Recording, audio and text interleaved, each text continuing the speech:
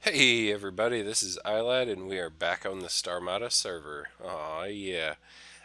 So I haven't had a whole lot of time for playing StarMade lately, so this is going to be a pretty short progress update. But what I do have to report, I'm pretty pleased with. I have got docking for my Isanth, and I've made a couple other little changes to the station. So let me get on over there and I will show you what we've got done.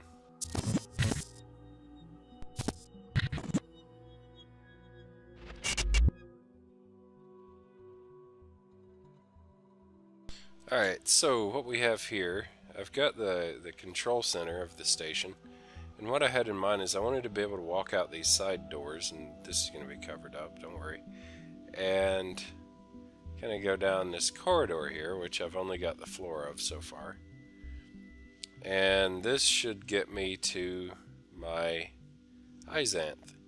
So I'll walk down here, and at the end there's actually just a drop, nothing fancy. Drop into the Isanth, yeah, and whoa, whoa, whoa. And after some disorienting little glitches with the alignment, as usual, should be able to get into the Isanth and fly off. Let's see, and fly off, and fly. Oh, there we go. Okay, cool, cool. Now, we get stopped here while I turn and kind of show you what's going on. If I hop into build mode, you can see that there are pickup points, pickup rails identified here. As I get closer, we just get closer. You can see that those lead to long, long extensions. And the idea here, I think, is to aim. I think it works best if I aim a little high.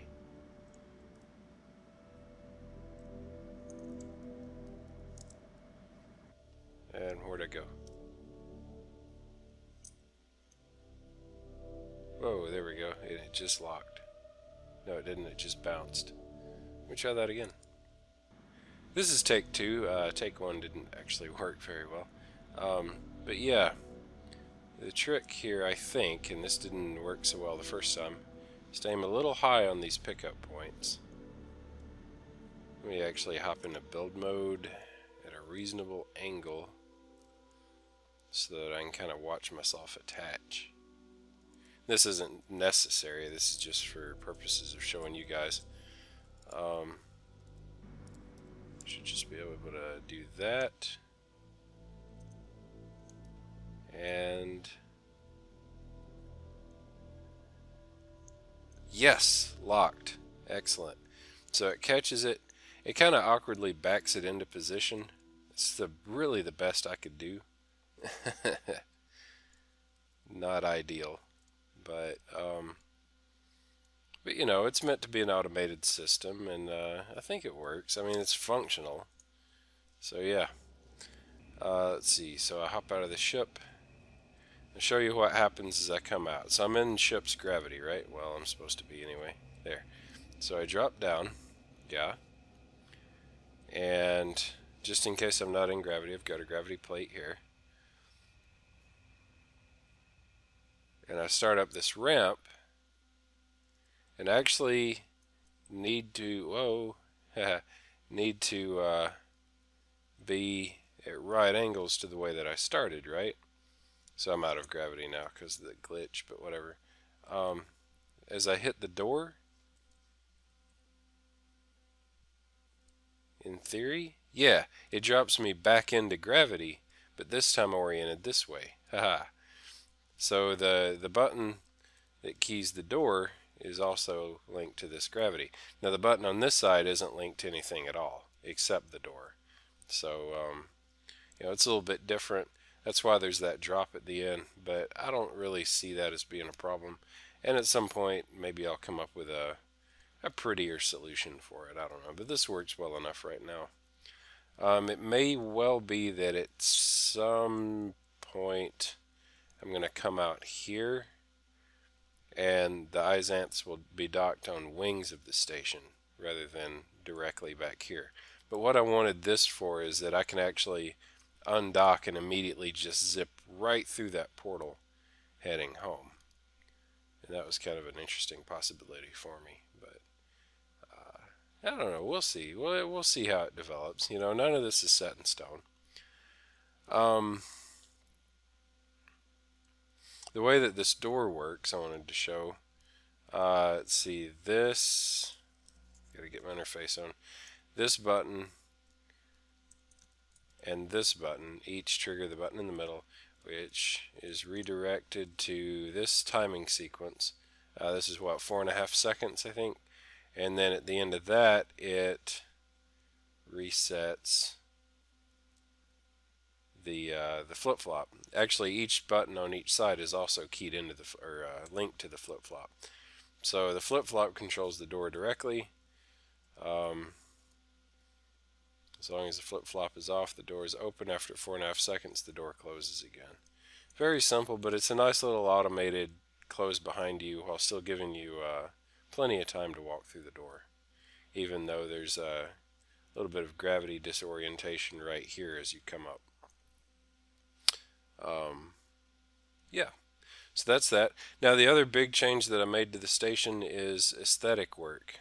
First of all, we've got a nice geometrically colorful floor in this section. Not sure exactly what I want to do with these sections. I have an idea that there's going to be some kind of a platform up here with like a ramp coming up. Not sure yet, still working on it. This floor had originally been done differently. Well, originally it was all dark gray hull, you know, just like most of the station is at the moment. And then I'd come in and I'd replaced a lot of it with asteroid mineral blocks, which is what I have here now, but in a very different pattern. And that was all part of that rollback where I lost a lot of progress when we upgraded to the mining fleet update. So I came back in and I redid the floor, and it's a completely different pattern. And truthfully, I like this one a lot better. So just like the a lot of the work that I'd done on my freighter there that got dropped, the work here on the floor I also like better the second time around. So all's well that ends well. And then you've already gotten a glimpse of the other major thing I did differently.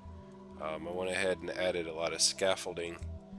You know, there's going to be like walls and ceiling, but it suddenly hit me that it'd look really cool if there was a lot of scaffolding supporting the walls and ceiling. And so I added all this in. I may live to regret it. If you notice, as I head down this way, my frame rate is dropping pretty sharply. It actually gets higher as there's less scaffolding on the screen, and then it maxes out to 60, which is the cap I have it set at once I completely clear this hallway. So there's definitely something here that's having a big performance impact on my system, and I may end up ripping out some of the scaffolding. I think that's probably it. Here's actually what I think is going on. You notice facing this way, its FPS is 60. It's down there in the lower left if you hadn't noticed it. As I turn, that's when it starts dropping.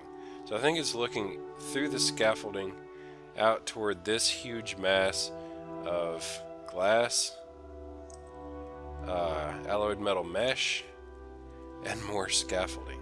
I think that's maybe where the problem is. Let's see. In fact, look, it's already down in the 30s, even 20s now, as I'm looking through this scaffolding back at this part of the station. So clearly rendering many layers of scaffolding is bad for performance. So yeah, I'm gonna end up ripping all that out and replacing it with solid beams. I'll probably even replace a lot of this scaffolding on the back of the public dock sign with solid beams. And I really hate to do that. May even fill in some of the floor with solid stuff. I don't know. If not solid, I wonder if glass has the same performance impact that the mesh does. I don't know. I may experiment. But So it's very sad for me to have to rip all that stuff out, but it's going to be even sadder if I can't enjoy the station that I've built. So, yeah. Anyway, that's really it. That's all the progress I've had time to make since the rollback. It's still actually less progress than I had made before the rollback. But like I said, time's been limited and I had a lot of stuff I had to redo the second time. So, anyway, thanks for watching. Hope you enjoyed this little brief look at what I've been up to. And I hope to have more for you next week, but we'll see. Take care.